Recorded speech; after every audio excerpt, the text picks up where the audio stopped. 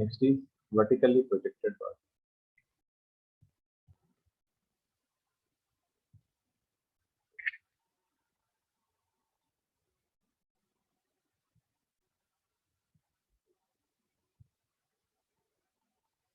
Vertically projected body.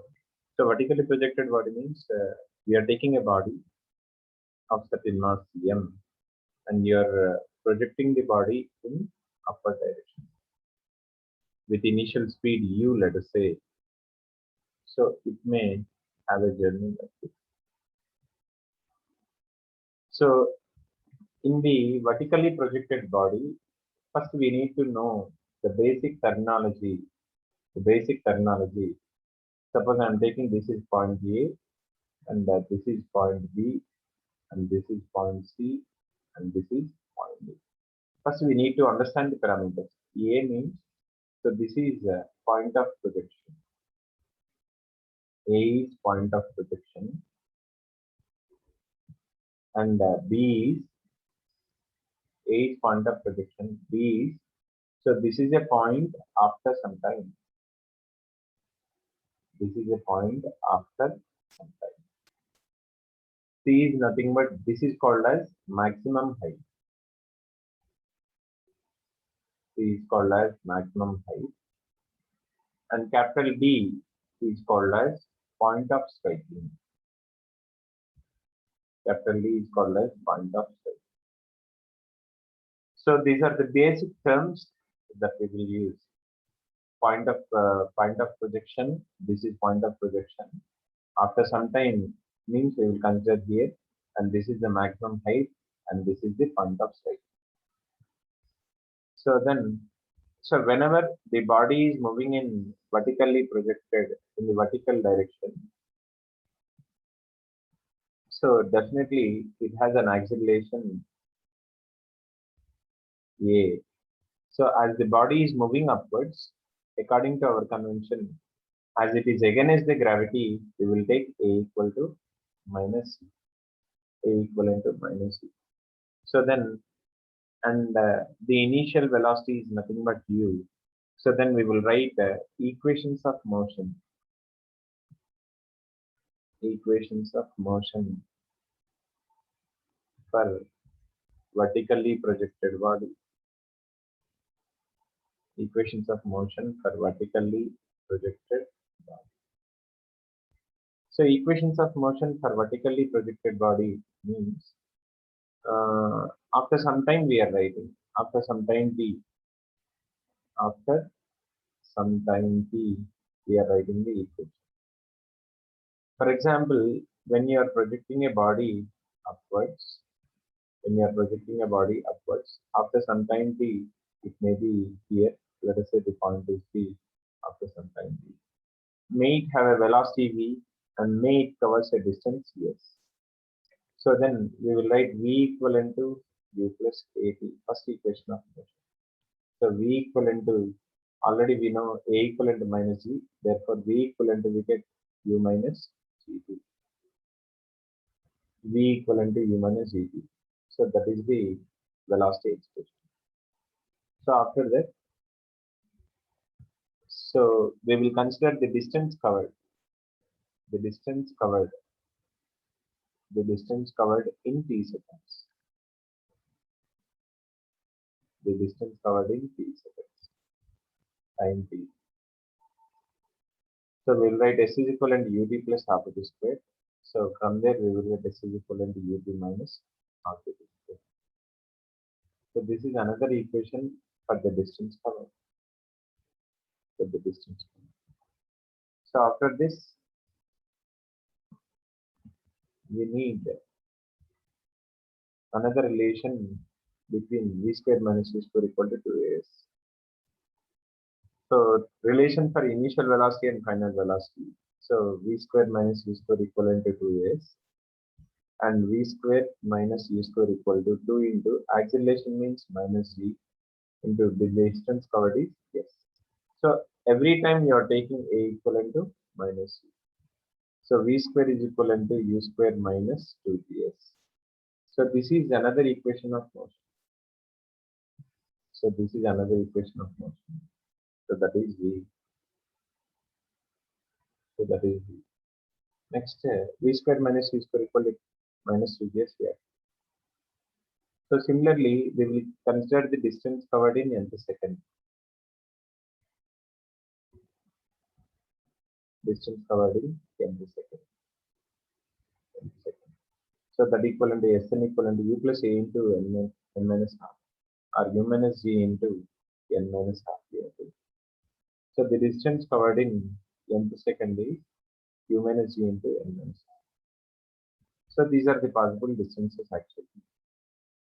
So, but the solving of freely falling body is very easy, but solving of this vertically projected body is somewhat some people will feel it as difficult because so then they don't know all the logics here.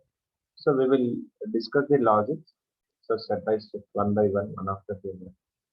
Suppose actually we need to consider the initial velocity is u, and everywhere whatever may be the position at B, at C, or at D. So wherever you say, wherever you understand, after some time the particle may be here, after some time the particle may be here, after some time the particle may be here. So that means during entire path, wherever you apply the equation, always the initial velocity, always the initial velocity should be taken as u, and always the acceleration is taken as minus, always the minus u. So don't confuse with the freely falling body. Some people will confuse that in the downward motion. So generally this is called as descent.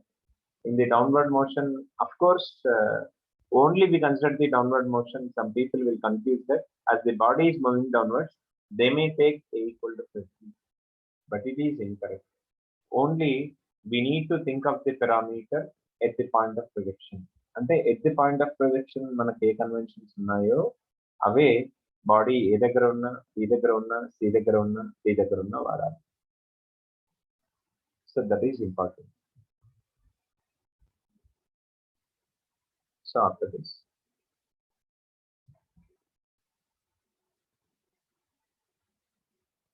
so the next logic is, so the upward journey is called as ascent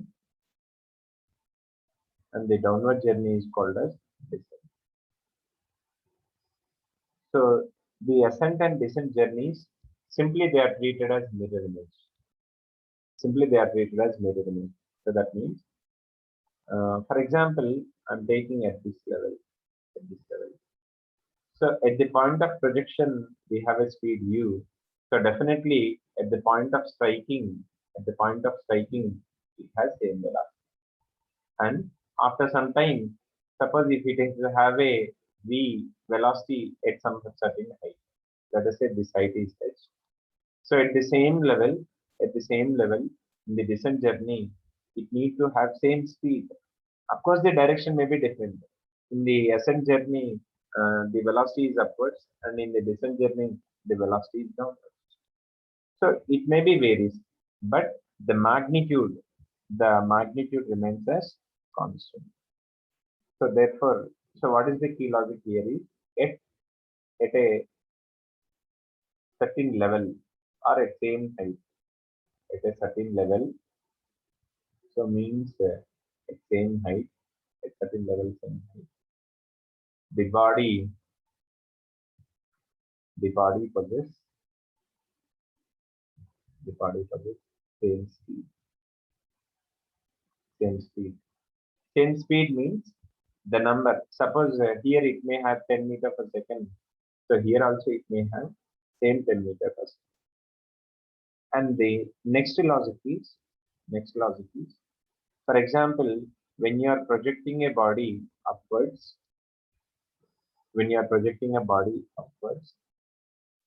so later also we will prove, suppose this is h height. To cover from the point of projection to certain time t, maybe the height is h, it may take t time. So then In the downward journey also, it may take theta. So that means to cover same distance in ascent and descent, it will take same time.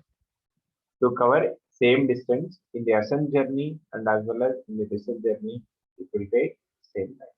So that's why you are calling simply as mirror image. అంటే పైకి వెళ్ళడానికి same height ని travel చేయడానికి పైకి వెళ్ళడానికి ఎంత time పడుతుందో కిందికి రావడానికి కూడా అంతే టైం పడుతుంది. సో ఇదే మిర్రర్ ఇమేజ్ అన్నందులో ఉద్దేశం. Next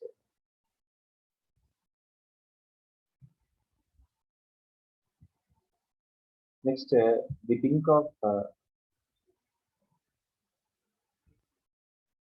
distances covered. So distances covered means, for example,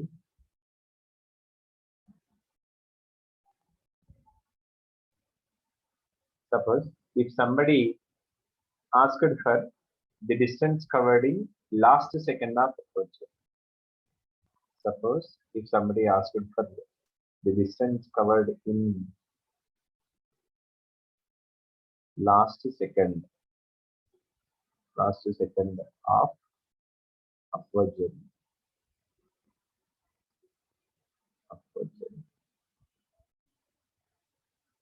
So actually, this is the distance covered in last second. So this is the distance covered in last second of upward journey.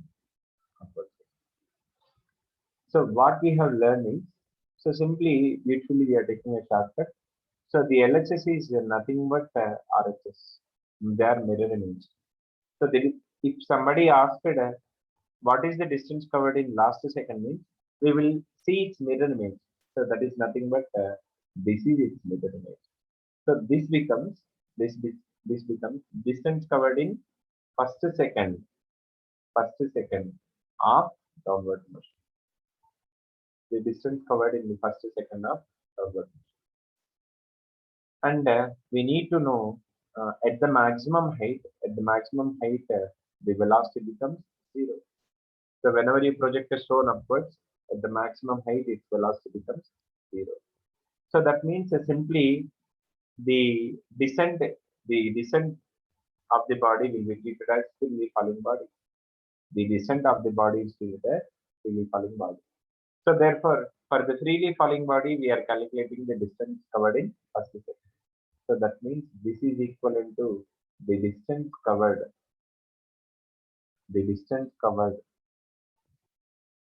in the first second of downward journey.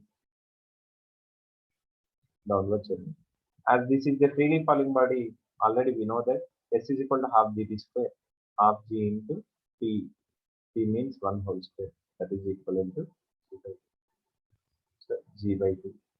So that is the beauty of this mirror image. Suppose if somebody asked in the ascent journey, we think of descent parameters. If somebody asked descent parameters, then we think of ascent parameters. And first we think of time of ascent and time of descent. Later we will think of some more basic time of ascent. Time of ascent is easier. Time of ascent is easier. So time of ascent is easier. So first we need to understand time of ascent. So this is time taken by the body to reach maximum height.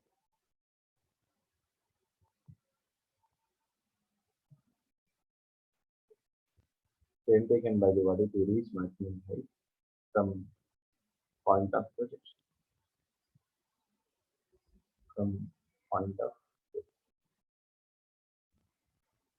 So for example, if this is the entire projectile motion, so then we are discussing from the point of projection to maximum height. So this is PA. We know that the body is projected with initial velocity, and at maximum height the velocity becomes 0.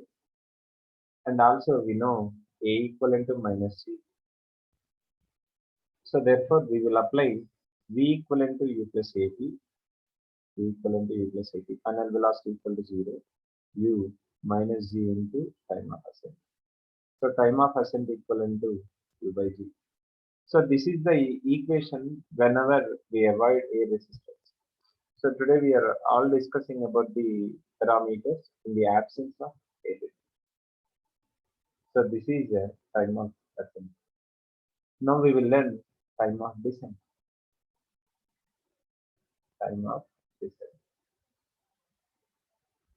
Time of descent means T. Time of descent means T. Time of descent equation is So time of descent. Time of descent means time taken by the projectile to reach the point of striking. So let us see what is this. So this is maximum height. This is maximum height. And this is point of striking.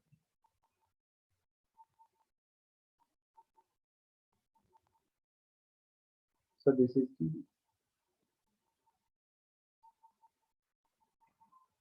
So actually, time of descent means, so time of descent అనేది మనం ఎట్లా చేయొచ్చు అంటే, so just now we have studied the time of ascent equivalent to time of descent. So because to cover the same height, it may take same time. So కాబట్టి TD equivalent to TA or that equivalent to H. Or else we can prove that also. Time of descent equal to time of ascent, that equal to U by G. So generally this is possible. TA equivalent to TD. TA is equivalent to TD when air resistance is neglected. When air resistance is neglected. Next, time of flight.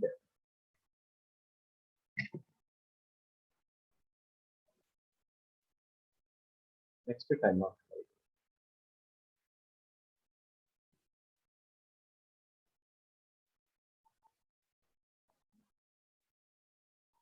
Time of flight. So time of flight means time taken by the body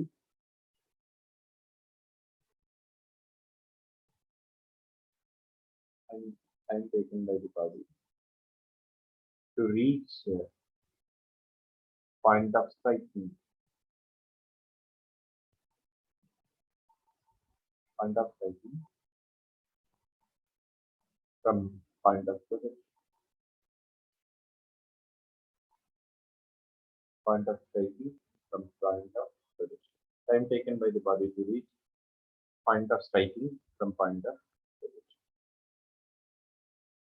So that means, for example, whenever you project a body, suppose if you project a body like this, so time taken by the body to reach point of striking from point of position. But we will see here, so the body starts from here and ends here. So therefore the total distance covered is equivalent to 0. Total displacement covered is equivalent to 0. So therefore for upward motion we will apply ut minus half gt square equal to 0. But here the time is equivalent to, you are calling the time of flight as capital T. So therefore ut equivalent to half gt square, or we will get T is equivalent to 2u by g. 2u by g. Or it can be better understood in a way that 2 into uy by g. So this logic will help us in motion in a plane. అంటే 2u by g, okay 2u by g formula చదువుకుంటే ఈ ఒక్క చాప్టర్కి పనికొస్తుంది. అదే ఇది vertical sense లో మనం project చేసామని గుర్తుంచుకుంటే మళ్ళీ మనకు మోషన్ అనే ప్లేన్ లెసన్ కూడా ఇది హెల్ప్ఫుల్ గా ఉంటుంది. So t equivalent to 2u by g or 2uy by g. So why you are taking y suffix means because you are projecting the body in y direction. So this is the time of flight. Or you can take it as time of flight equivalent to ta plus td, or you can add it as u by g plus u by g. So that is equivalent to 2u by g. So this is the time of flight. Next, we will calculate maximum height. maximum height. Maximum height. So that is h max. Maximum height, that is h max. So maximum height h max means, for example, you're you're projecting a body with a speed, and after covering some distance, its final velocity becomes 0. Okay, so this is s is equivalent to, we will take h max, and we know a equivalent to minus c. We need a relation between v, u, a, s. So therefore, we will write v square minus u square equivalent to 0 minus u square equivalent to 2 into acceleration means minus c, and s is h max. So from there, we will get minus u square equal to minus 2g into h maximum. So that h maximum is equivalent to, h maximum is equivalent to u square by 2g. So this is very, very important. So h maximum is equivalent to u square by 2g.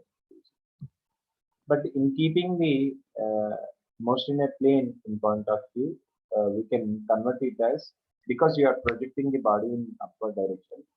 So we will simply take it as h maximum equal to u square by 2g. So I think, according to my opinion, it is better to remember it as h maximum is equal to u square by 2g, because the same formula helps in present topic and in the upcoming motion in a plane. And one more relation we have. Already we learned time of flight t equivalent to 2u by g. So therefore we get u equivalent to gt by 2 by simply substituting u in the h maximum. So I will get h maximum is equivalent to 1 by 2g into, instead of u square I am taking gt by 2 whole square. So therefore g square t square by 2g into 4. H maximum is equivalent to gt square by 8. So this is a beautiful shortcut between the time of flight and maximum. It can be applicable anywhere in the motion in a straight line, and as well as in the motion in a plane also we can apply this. Okay, and we are taking next one more logic. So again, so generally, if in the problem, if g equivalent to 10 meter per second square is given, then take g equal to 10. If g value is not mentioned, if g value is not mentioned, then take small g equivalent to 9.8 meter per second square. This is a fixed one. This is the acceleration due to gravity at the equator. So this is a fixed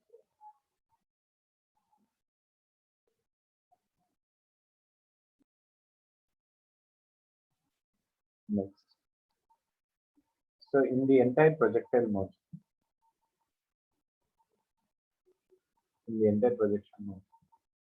for example, if they asked for distance covered in first second,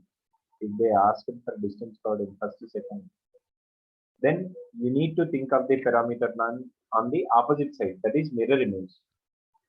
So this you need to think of. This is called as distance covered in last second of journey. We will call the distance covered in last second of journey. Similarly, if they asked for the distance covered in last second of upward journey, then you need to think of the parameters on the right side, that is distance. The distance covered in first second of downward journey. And the most important thing is, so while you are projecting a body in upward journey, so like this, so the descent part, is treated as freely falling body. The descent part is nothing but this is freely falling body. because whenever you project a body with a speed u, so at the maximum height, its velocity becomes 0. So after making the velocity as 0 only, the body is able to change its direction. The body is able to change its direction. So after making the velocity equal to 0 only because of inertia, so that means at the point of time, again the velocity is 0. The body starts its journey from velocity equal to 0. Whenever a body starts its journey with a velocity 0, obviously it is treated as freely falling body. So that means you need to keep in mind that the freely falling body is nothing but this is descent journey of vertical projected body. Descent journey of vertical projected body.